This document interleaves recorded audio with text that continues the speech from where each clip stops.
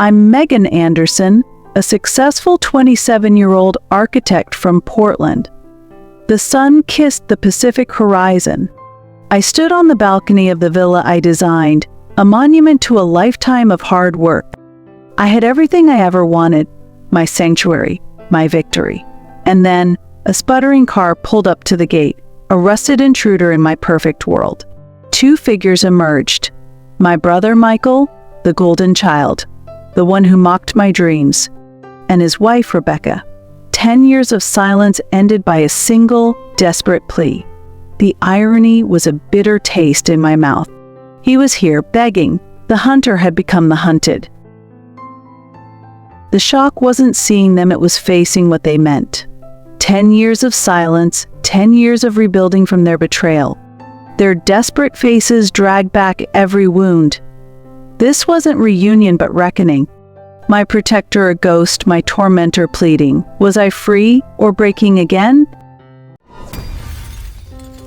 To understand my story, you have to go back to the beginning, to a cozy little house in a Boston suburb. We looked like the perfect middle-class family. My parents, both of whom worked in finance, had the kind of jobs that bought them stability and a perfect, quiet life. They were smart, ambitious, and obsessed with reputation. And then there was Michael. A few years older than me, he was my first friend and my first hero. He used to defend me from bullies at school and help me with my homework. He was my protector, my big brother, the person I looked up to most. In our little world, it was just the two of us against everything. Or so I thought. We were two kids in a seemingly perfect world. A world built on hard work and success, but also on a quiet, unspoken competition. I just didn't see it yet. To me, our family was just normal, a happy home, a safe place. The cracks were there, of course, but they were invisible to a kid who just wanted to be loved. It started so subtly, I almost didn't see it. Around the time I turned 12, Michael's position in the family shifted. He wasn't just my brother anymore, he was the center of our universe, the golden child. My parents' focus narrowed, all their hopes and dreams funneled directly into him. Every word, every smile, every "I'm so proud of you" was meant for Michael. I was becoming an afterthought. I remember bringing home a certificate for winning the school science fair. My parents glanced at it for a second before turning back to talk to Michael about his football practice. The certificate was forgotten, left on the kitchen counter like junk mail. This was the new normal. My accomplishments were dismissed with a flat "That's nice, honey." His were celebrated with a full-blown family event. It was a silent competition, and I was losing.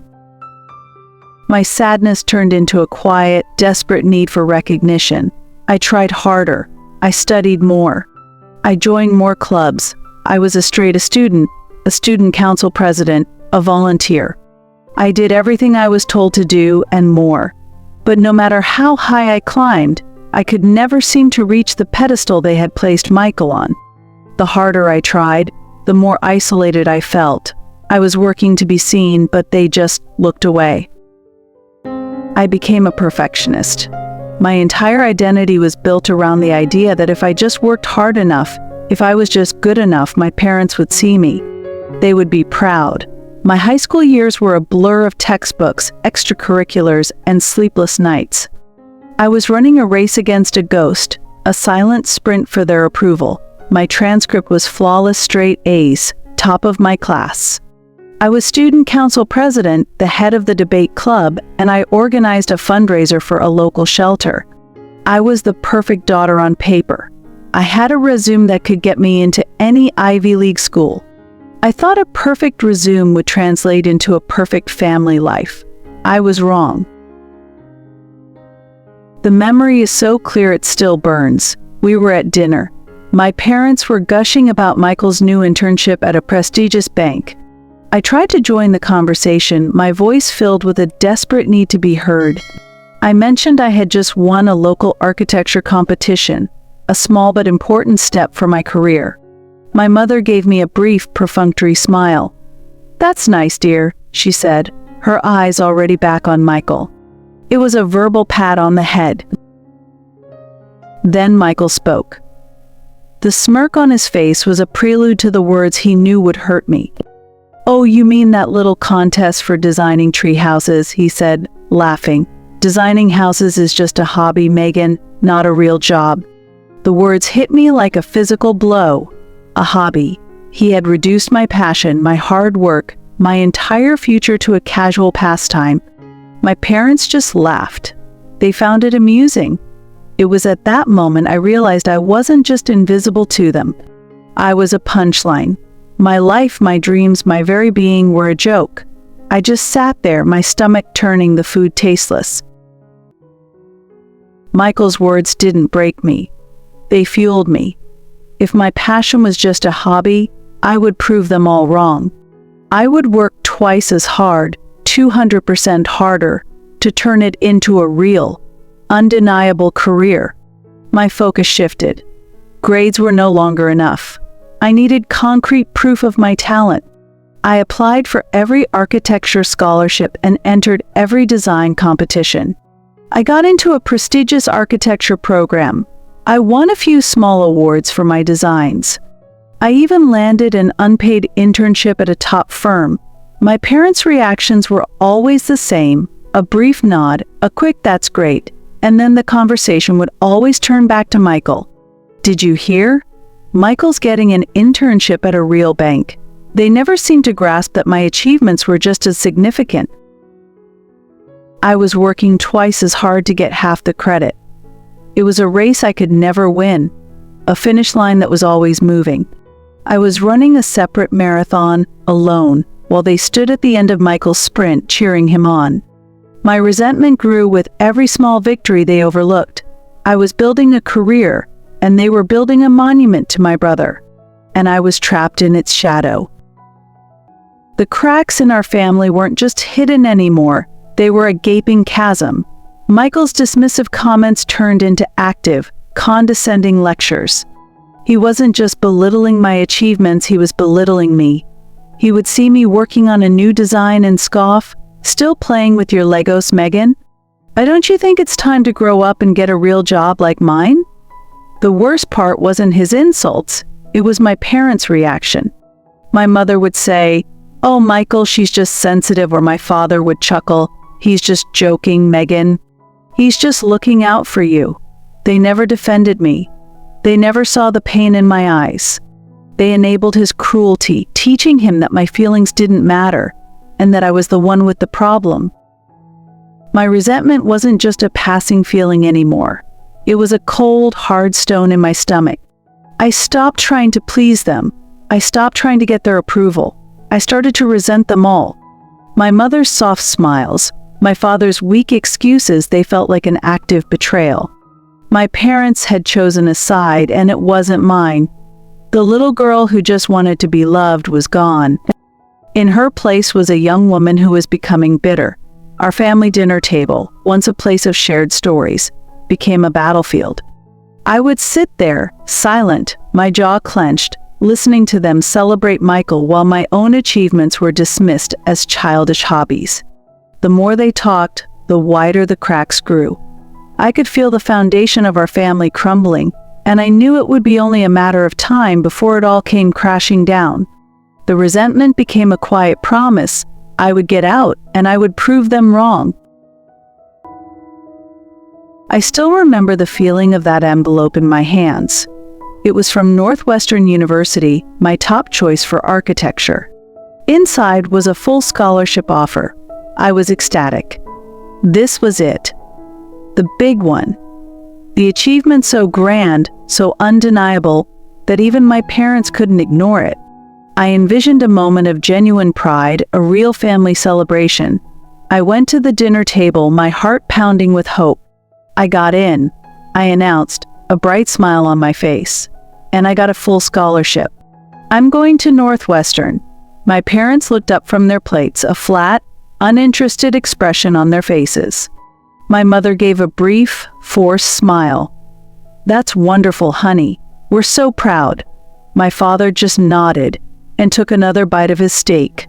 Their words were empty, a reflex born of politeness, not genuine joy. The air in the room was heavy with silence. Just a minute later, Michael burst in, his face alight. "I got it," he yelled, holding up his phone. Goldman Sachs. They offered me the VP position right out of college. I'm moving to New York. The change was instant. My parents' faces lit up with the kind of pure, unadulterated joy they had never shown me. They jumped up, cheering, hugging him, and patting him on the back. They were laughing, talking about how this was the start of his incredible future. My full ride to an elite school, my dreams, my years of hard work, they were all forgotten. Michael's job offer, which was less a career path and more a predetermined destination, was their grand prize. I just sat there, invisible, the acceptance letter still in my hand. It felt like a useless piece of paper. The air, which had been heavy with my disappointment, was now buzzing with their celebration. The noise of their celebration faded into a muffled hum. I sat in my room, the Northwestern letter still in my hand. It was no longer a symbol of my triumph. It was a physical representation of my deepest failure. I looked at the words on the page. Full scholarship. They were just letters. They didn't feel real. Because for my parents, they weren't. I sat there for what felt like an eternity, replaying the last 20 minutes. My small, quiet victory against Michael's loud, celebrated one. The contrast was so stark, so brutally clear. I had spent my entire life building my worth, stacking up awards and achievements like a pile of bricks, hoping that one day the stack would be high enough to finally get their attention. I was so foolish. And that's when the cold realization hit me. It wasn't about my achievements. It wasn't about my hard work or my talent. It was about something I could never control. I wasn't Michael. My successes would never weigh the same as his. My passion was just a hobby. My career was just a side hustle. My entire existence was a footnote in the story of the golden child. The truth felt like a physical weight pressing down on my chest, stealing the air from my lungs. The pain was real, but so was the clarity. For the first time, I saw everything with perfect vision. The endless competition, the silent judgments, the favoritism. It wasn't my fault. And it wasn't my problem to solve. I had spent my life chasing a goal that didn't exist, a love that wasn't there. I was trying to win a game I was never meant to play. The prize was already given to someone else. The cold realization had a shocking effect. It didn't break me, it set me on fire. The pain I felt wasn't a wound anymore, it was a new kind of fuel. A fierce, burning resolve took hold. I wasn't going to spend another minute, another day, of my life chasing after people who refused to see me. The game was over. I had lost. But in losing, I finally won. I stood up. My hands weren't shaking anymore. They were steady. I walked over to my closet and started to pack. Not just my things for school, but my entire life. Every trophy, every award, every certificate I had ever won, I put them all in a box. They weren't for them anymore. They were for me. I was not leaving in a fit of rage. I was leaving with a purpose. This wasn't an escape. This was an emancipation. I wasn't running from them, I was running towards myself. I was leaving behind the girl who was desperate for a pat on the head, the girl who was a footnote in her own story. This was the first step in writing a new one. I was finally claiming my own narrative. The air felt lighter. My shoulders felt unburdened. The weight of their expectations was gone, replaced by the thrilling uncertainty of the unknown. I walked down the stairs, past the living room where the remnants of their celebration still sat on the coffee table. The scene looked pathetic, small, and insignificant. Their joy, which had felt so overwhelming just hours ago, was now meaningless to me. It wasn't about them. It had never been about them. It was about me. I left a note on the table. It wasn't an apology. It wasn't a declaration of war. It was just a simple, concise statement of fact. I'm gone. I have my scholarship. I will be fine. Don't worry about me. Worry about yourselves. I didn't even sign my name. And it was all they would ever hear from me again. This wasn't revenge yet. it was self-preservation. It was the first act of building my fortress, brick by painstaking brick. I walked out the front door, closing it with a final, satisfying click. The sound echoed in the silent house, a death knell for my old life. The air outside was cool and clean. I didn't look back. I got in my car, a beat-up hand-me-down from my parents, and drove away. With every mile, the distance between me and my past grew. The future, once a dark and uncertain path, was now a wide, open road. And I was driving on it, for the first time in my life, completely, utterly alone.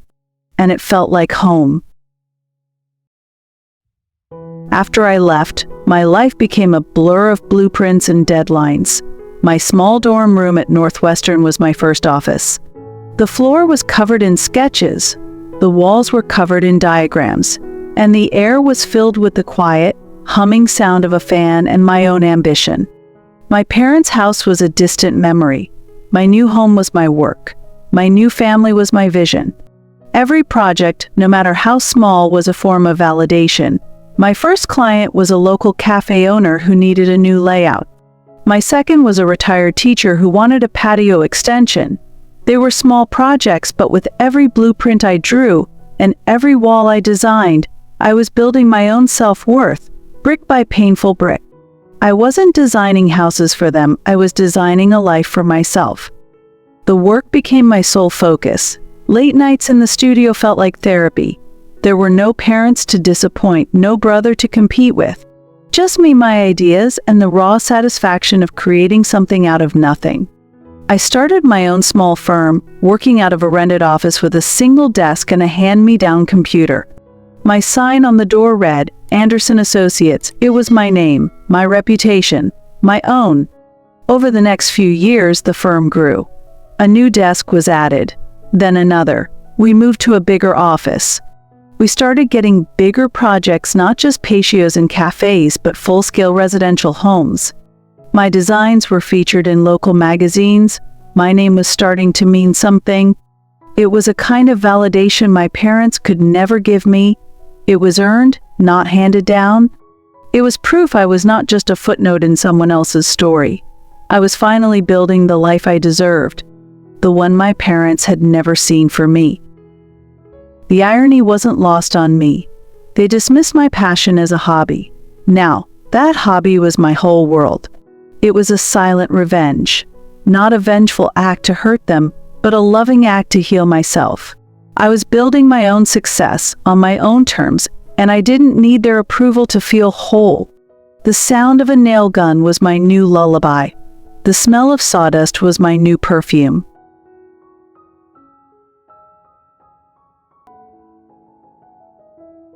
The drive to Portland wasn't just a physical journey, it was a psychological one. I was leaving the East Coast, and with it, the ghosts of my past. The family dinners, the silent treatments, the endless competition, I was leaving them all in the rearview mirror. Portland was a new beginning. A place with no history, no expectations, no one who knew me as Michael's little sister. I found a tiny apartment in the city, but it felt like a palace. I started to build a community for myself. I made friends who knew nothing about my family's drama. They saw me for who I was, a talented architect who loved her work and enjoyed a good hiking trail. There was no unspoken competition, no silent judgments, just genuine friendship. It was a new kind of family, one I had chosen for myself. For the first time in my life, I felt a deep sense of inner peace. The resentment I had carried for so long began to fade, replaced by a quiet confidence. My identity was no longer defined by my relationship to my family. I wasn't just Michael's sister. I was Megan, a woman who had built her own life from the ground up. The feeling of being seen and appreciated for my own sake was a kind of warmth I hadn't realized I was missing. I spent my free time exploring the Pacific Northwest, finding solace in nature and painting. These were simple pleasures I never had time for before. My life was no longer a relentless race. It was a journey of self-discovery. The distance between me and my past grew not just in miles, but in spirit. I stopped wondering what they were doing. I stopped hoping they would call. The umbilical cord had been cut for good, and for the first time, it didn't hurt. Years passed. My firm flourished.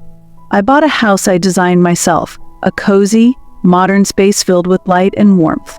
The ultimate project came in the form of a major commission to design a stunning, ultra-modern oceanfront villa for a wealthy client. It was the kind of project I had only dreamed of. It was the culmination of everything I had worked for, every sacrifice I had made. The villa was more than a building, it was a physical manifestation of my healing. It was the fortress I had promised myself I would build.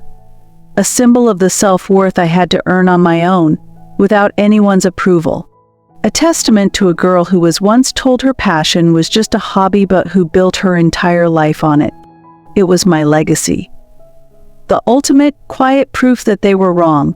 I had finally found my purpose. I had found my home, and it was all mine. 10 years. A decade had passed since I had last shared a meal with my family.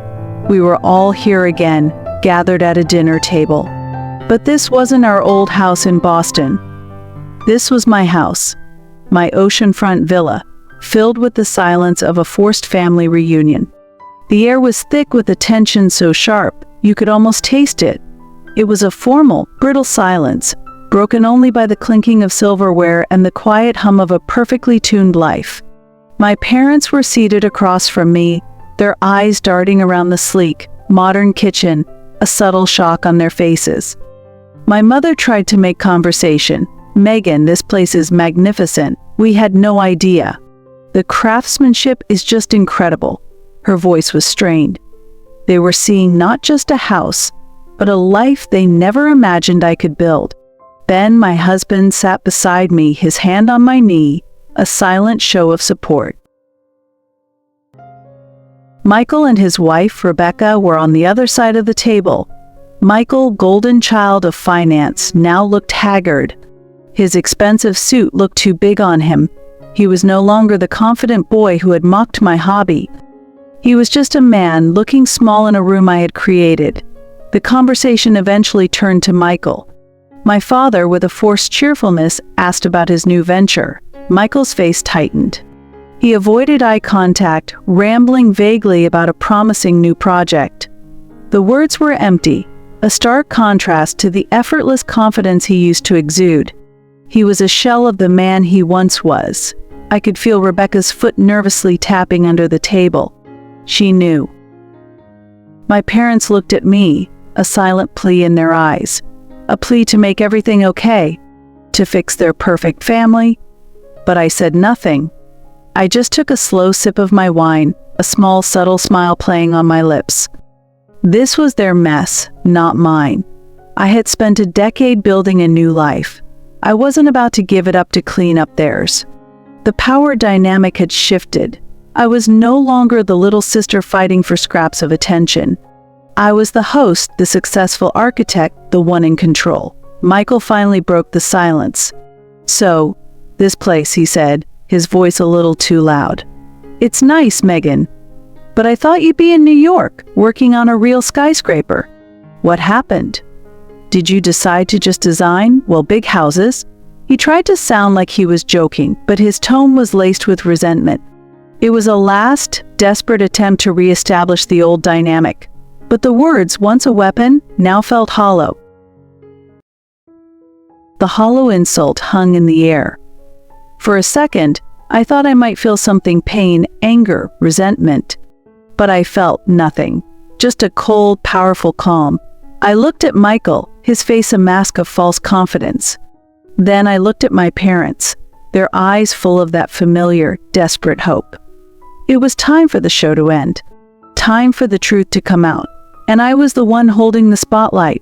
I placed my fork down on the plate, the sound sharp and final. "You're right, Michael," I said, my voice quiet, almost a whisper. "It's a big house. And it's a real job. In fact, it's so real that it's still here. Unlike yours." My parents shifted uncomfortably.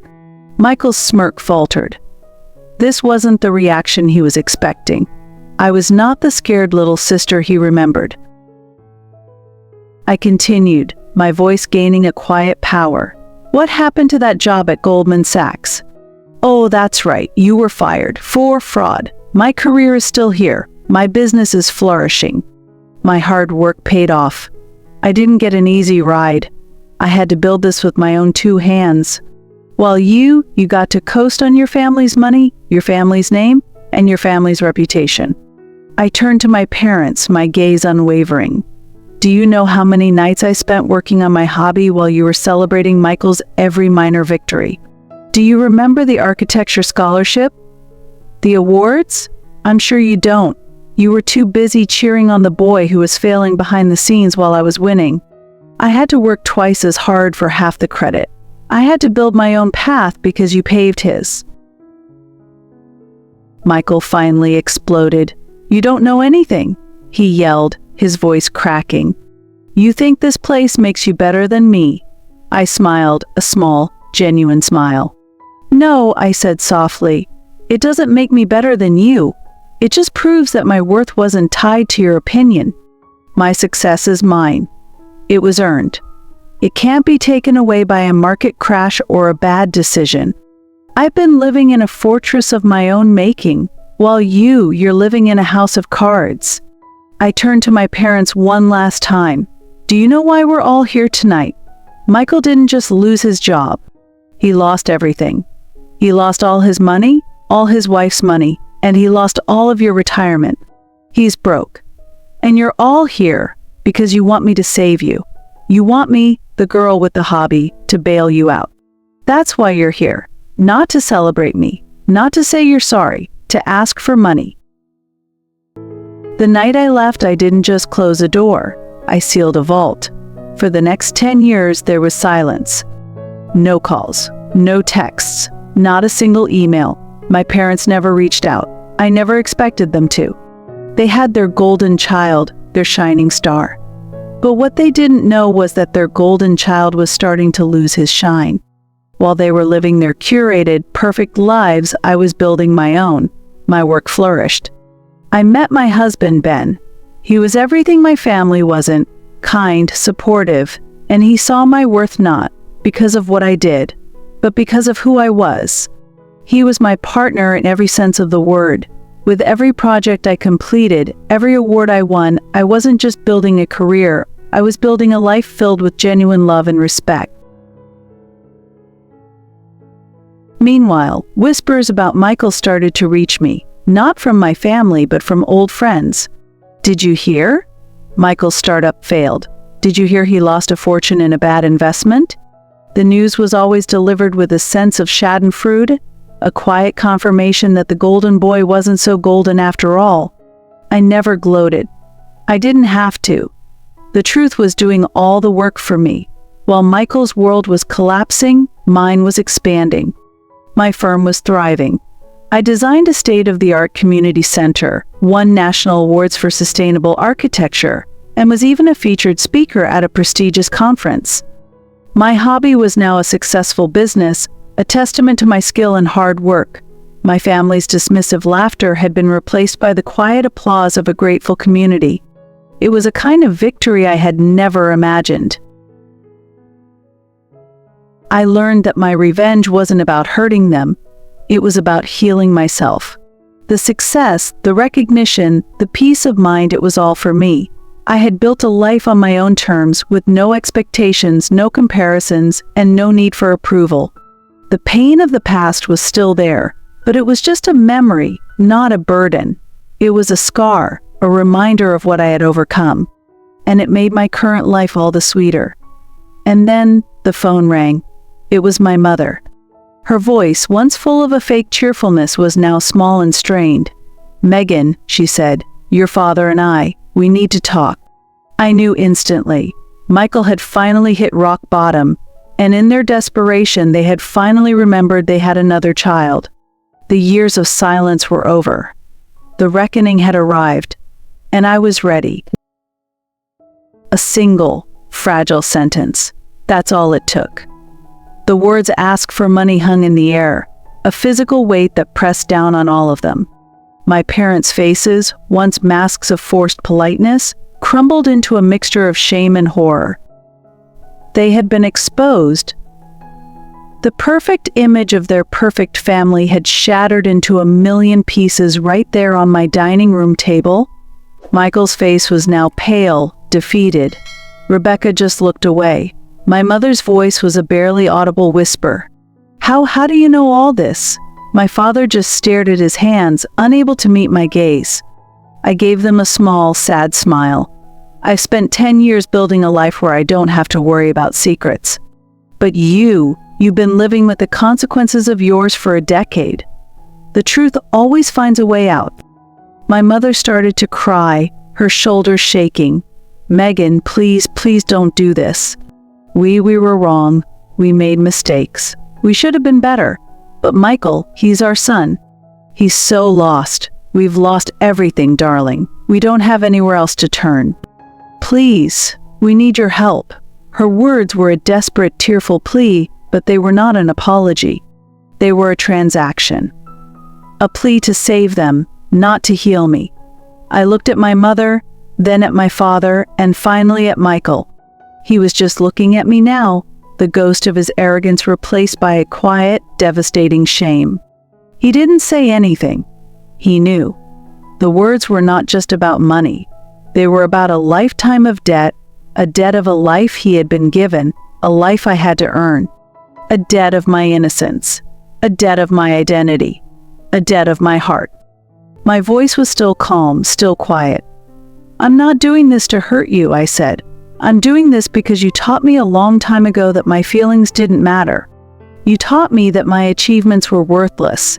You taught me that my value was less than his. And now I have to teach you. Your actions have consequences. Your words have consequences. Your lies have consequences. For 10 years you didn't call, not once, not to see if I was okay, not to see if I was happy, not to say you were sorry. You only reached out when you needed something. When your golden child had failed, and you needed the girl with the hobby to fix it. My success is not your life raft. It's my victory. It's my legacy. It's all mine. And it's not for sale." My words were a final, definitive statement. The book on our family was closed. The story was over. My mother started to plead again, her voice a cracked whisper. "Megan, please, we have nowhere to go." I just shook my head. "You have each other," I said softly. "You have the perfect family you always wanted. Now, you get to live with the consequences of that choice." I didn't hate them. I didn't feel a need for revenge anymore. They were just gone. I stood up. The sound of my chair scraping the floor was deafening in the silence. My husband, Ben, stood up with me, a silent show of his support. My parents and Michael just sat there, broken, defeated. There was nothing left to say. The war was over. And for the first time in my life, I felt a deep, profound sense of peace. The past was over. The future was mine. And the last thing I would ever do for my family was show them what true success looked like. Without them. After they left, a profound silence filled the house. The echoes of their anger, their desperation, faded away. The house, my home, felt clean again. Ben walked over and put his arms around me. He didn't say a word. He didn't have to. His warmth was a stark, welcome contrast to the coldness of my past. I looked at the empty table, the half-eaten food, the scattered plates. The remnants of a family that had shattered right in front of my eyes.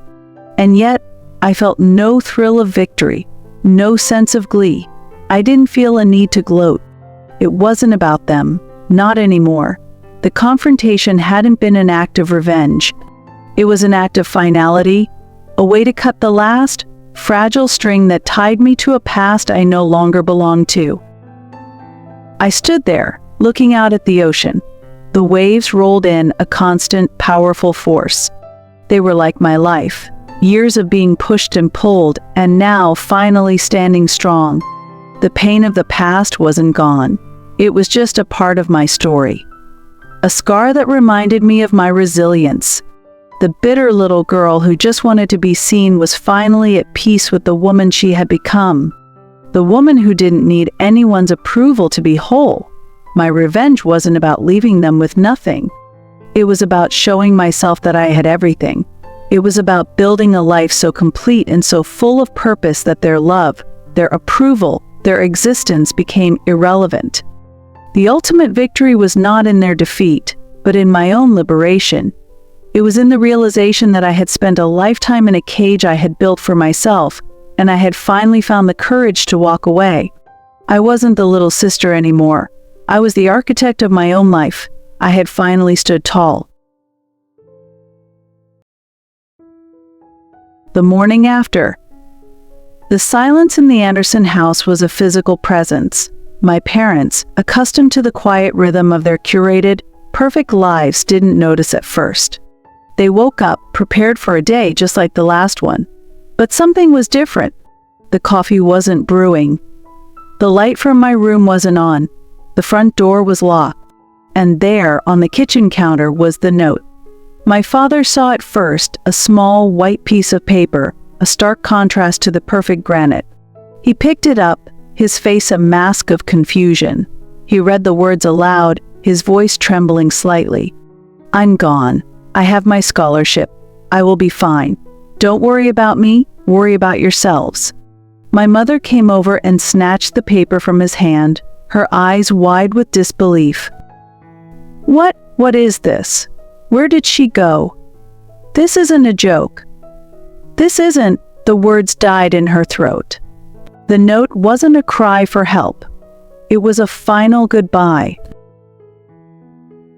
They rushed to my room. It was empty. The closet was bare. The walls were bare.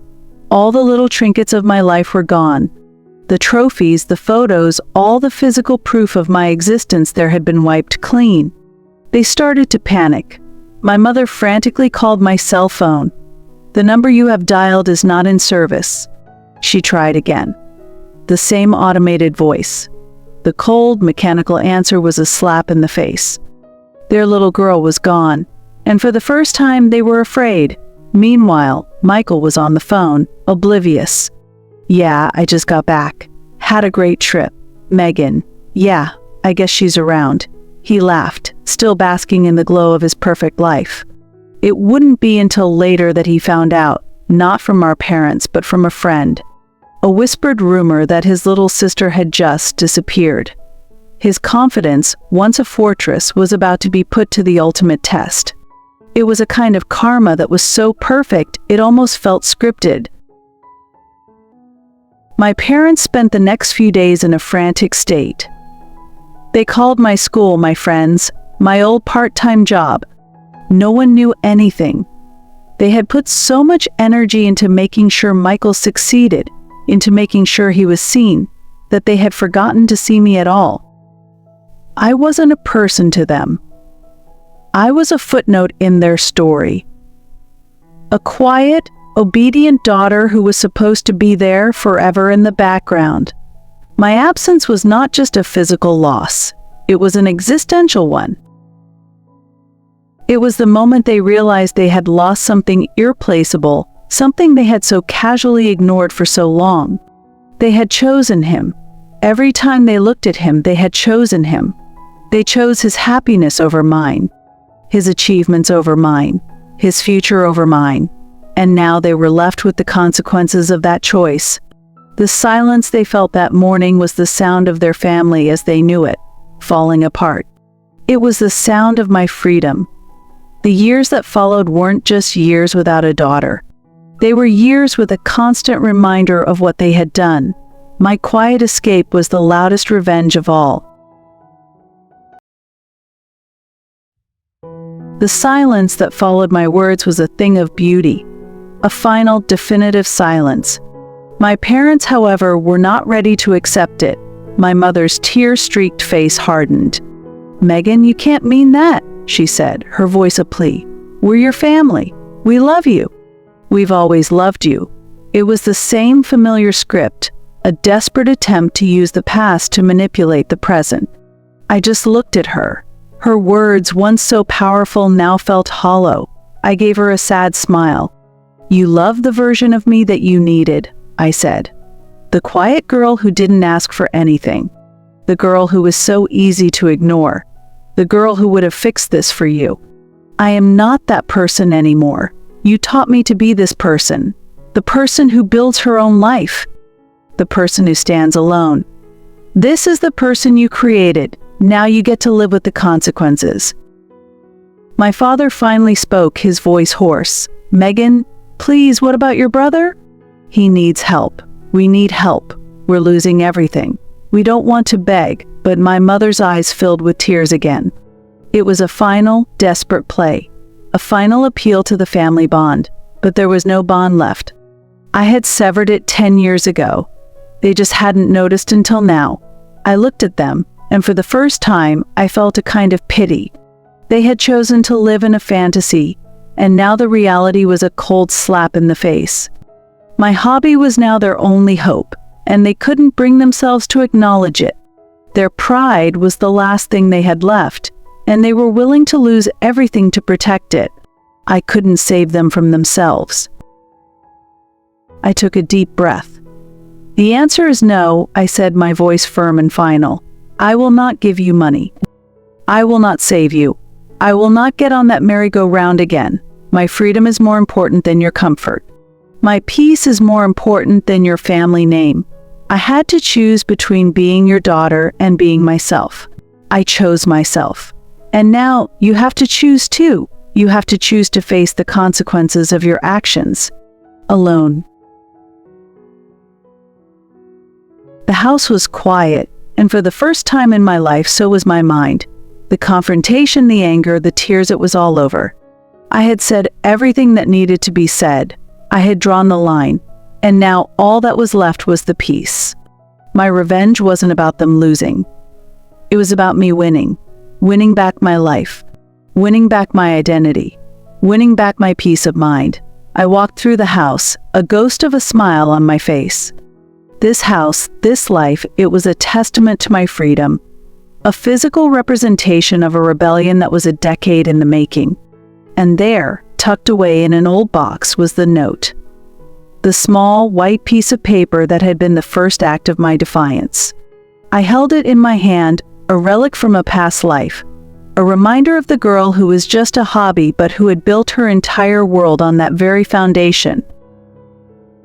I walked outside, the cold Oregon air a refreshing slap on my face.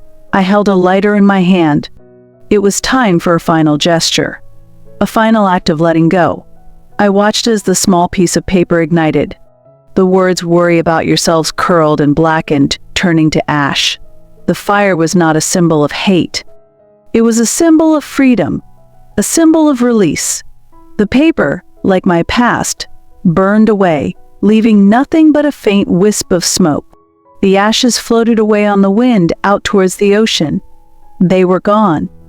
And for the first time, my family, my past, my bitterness, it all felt completely irrelevant. The weight was gone. The resentment was gone. All that was left was me. The person I had fought so hard to become. The person I was finally proud of. The girl who had once been so small and so invisible was now standing tall, a fortress of her own making. The war was over, and she had won. And now for the final word. This story isn't about family revenge. It's about a girl who chose herself. A girl who was told she wasn't enough, but who proved them all wrong. The greatest act of rebellion isn't in leaving, it's in living. It's in building a life so full of happiness and love that the shadows of your past can no longer touch you. The moral of this story is simple. You don't have to be a footnote to someone else's story. You can be the author of your own. You can write a beautiful story. You can choose yourself. You can choose freedom. The echoes of that night had faded, leaving behind a profound silence. The house no longer felt like a fortress I had built for protection. It felt like a home, my sanctuary. The air was filled with the quiet rhythm of our life, the scent of fresh coffee, and the gentle lapping of the ocean against the shore. I was no longer defined by the war one had won. I was simply living.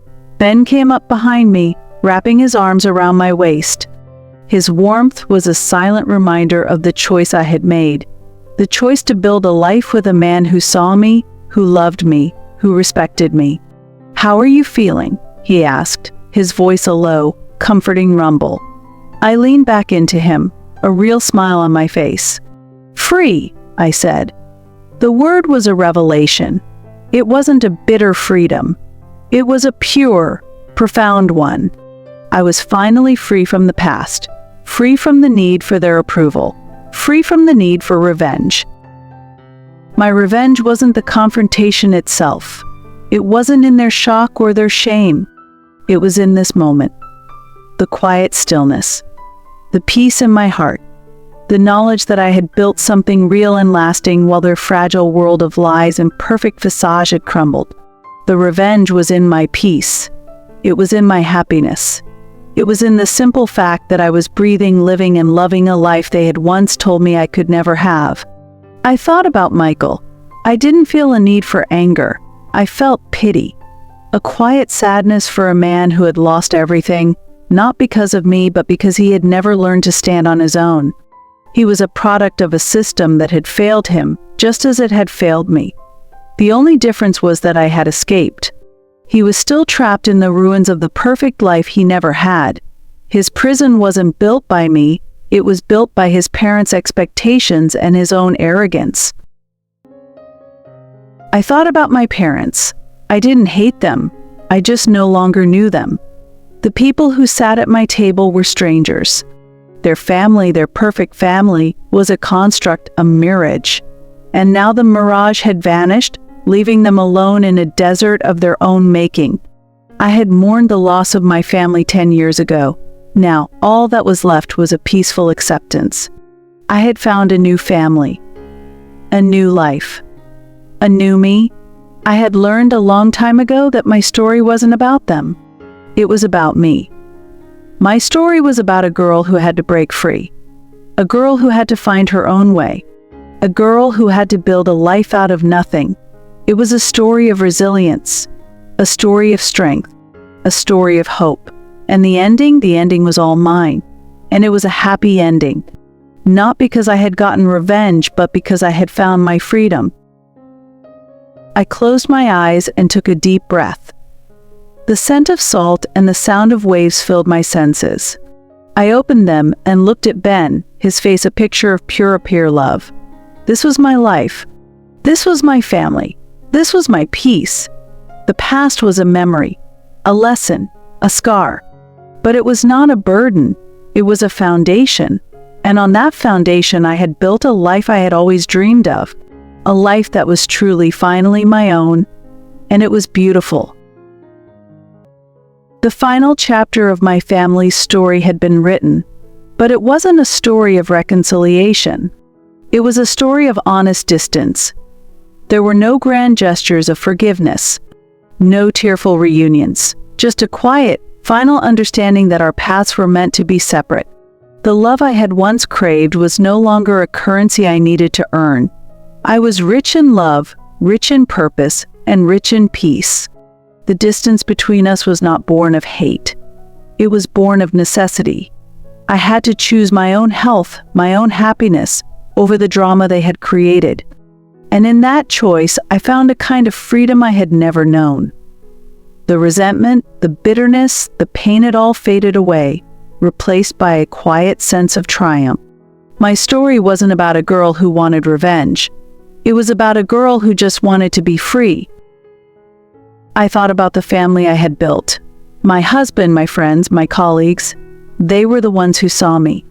They were the ones who celebrated my successes. They were the ones who loved me, not because of what I could do for them, but because of who I was. And in their eyes, I found the reflection of a person I was finally proud to be. The girl who had been so easily ignored was now seen, cherished, and loved. The family that had once defined me was now just a memory, a distant echo, a cautionary tale.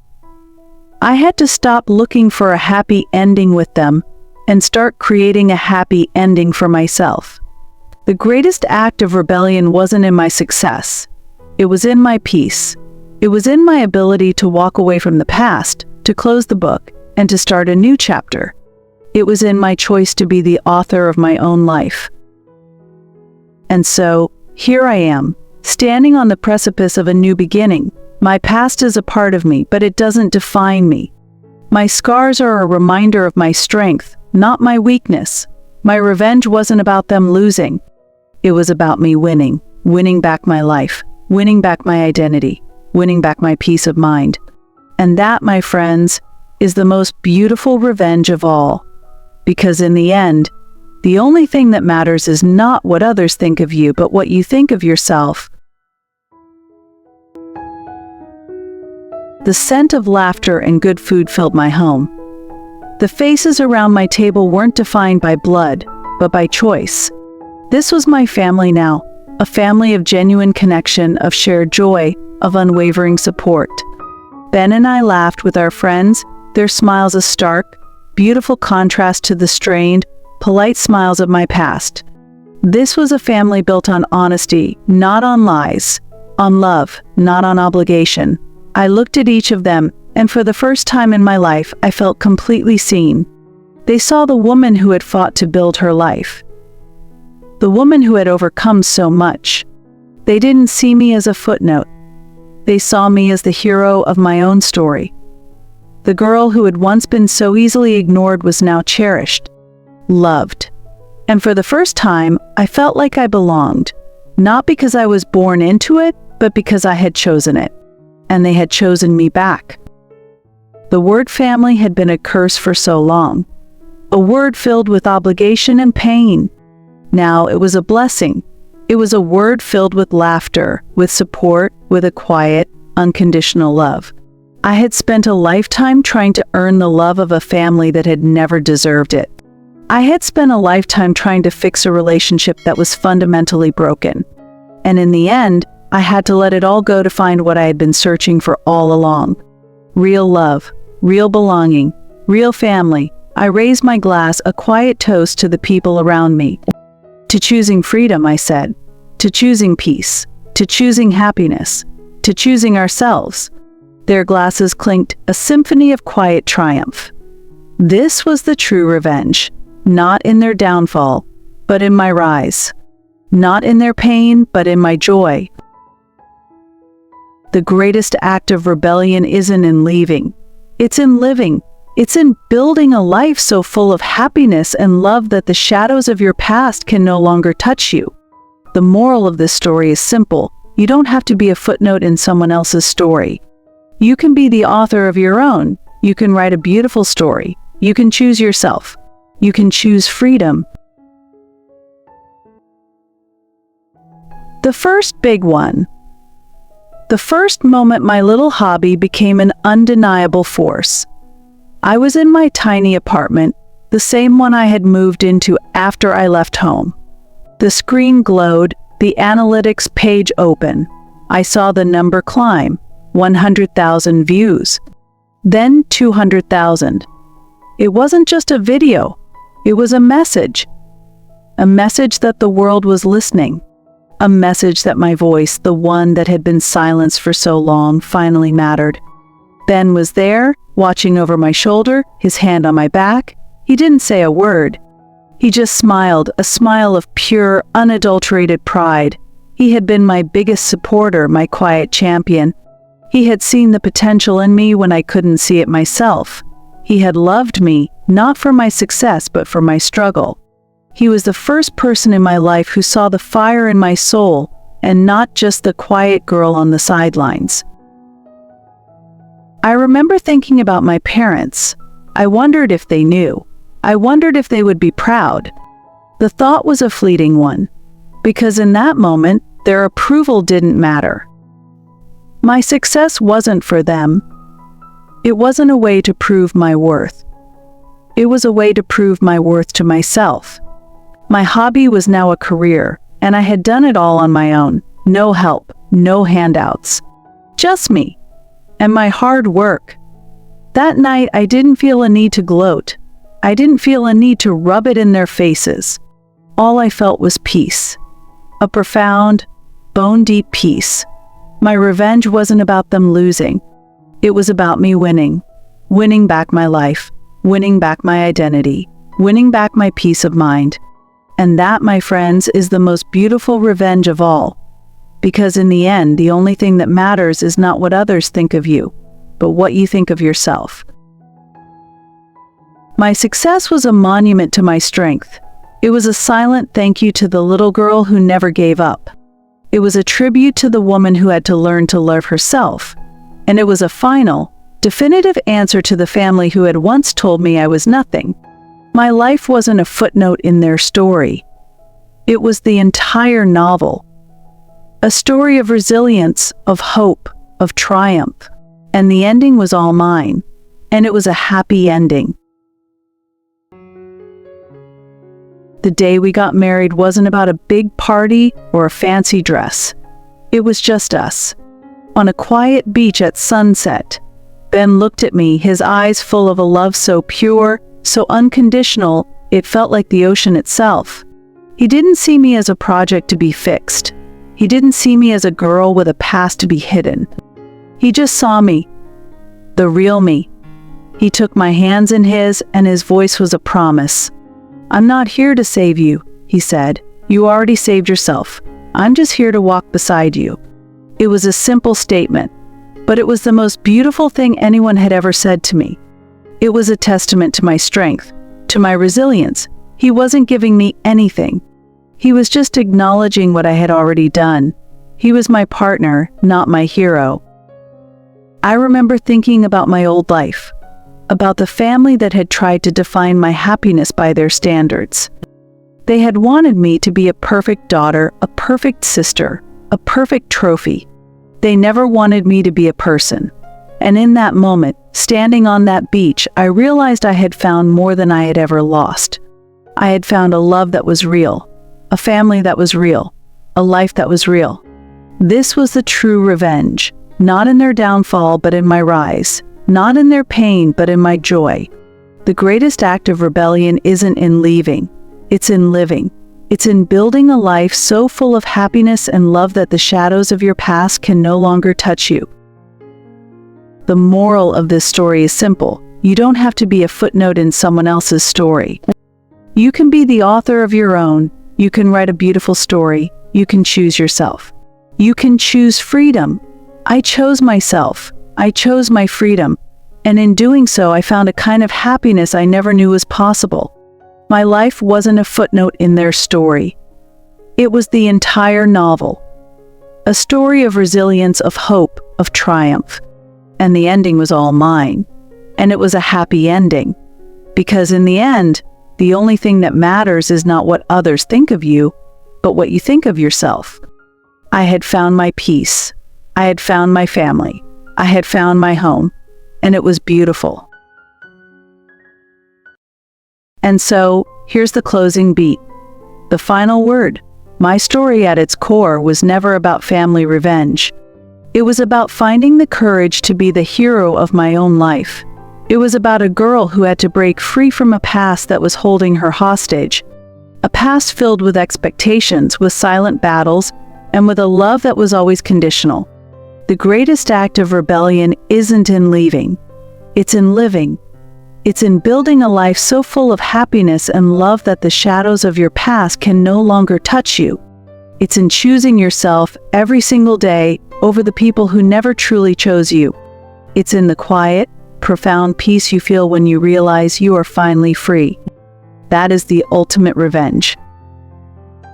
So, if you're out there and you're fighting your own silent war, know this. You don't have to be a footnote in someone else's story. You can be the author of your own. You can write a beautiful story. You can choose yourself. You can choose freedom. Because in the end, the only thing that matters is not what others think of you, but what you think of yourself. Your story, your life, your peace. They are all yours. My story might be over, but maybe yours is just beginning. If you're fighting your own silent war, feeling invisible in your own family, or wondering if you'll ever be enough, let me give you a few lessons I learned the hard way. The first and most important one, you have the right to choose your own family. Blood isn't always thicker than water. Sometimes, the people you choose, The people who see you and love you unconditionally are the ones who truly matter. The second lesson: your worth is not defined by others' approval. My parents and brothers saw me as a means to an end. But my success, my happiness, wasn't for them. It was for me. I had to prove my worth to myself. And so do you. The third lesson, and this is the one that saved me, is that the greatest revenge is building a happy, successful life. It's not about their downfall, but about your rise. My peace was my triumph. Fourth, it's okay to let go of people and situations that are toxic. You don't have to carry the burden of their dysfunction forever. Letting go is not a sign of weakness, it is the ultimate act of self-love. And finally, the last lesson: true freedom comes from within, not from external circumstances. I left my family's house, but I didn't truly escape until I stopped needing their approval. Your prison is only as real as you believe it to be. You have the key.